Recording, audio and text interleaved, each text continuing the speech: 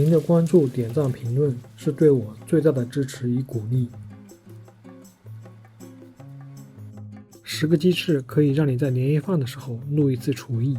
鸡翅洗干净后，中间切一刀，两面都要切，这样腌制的时候更加容易入味，在煎的时候也更容易熟，吃的时候会更方便一点。几个大蒜切成蒜末，鸡翅中放入切好的蒜末、姜丝、生抽、料酒、盐、白胡椒粉、五香粉、蚝油和蜂蜜，所有的调料多少根据自己的口味来增减，我所放的量是非常清淡的口味。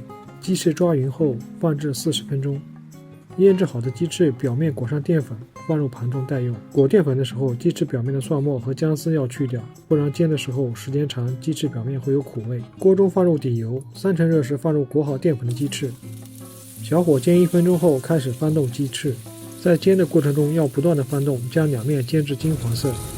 整个过程中不要放入水，保持小火，大约8分钟左右，鸡翅就可以完全被煎熟。在出锅前撒上一些葱花，增加鸡翅表面的香气，轻轻晃动一下就可以出锅了。一份香煎鸡翅就完成了。如果您喜欢这个视频，欢迎关注我的频道，谢谢。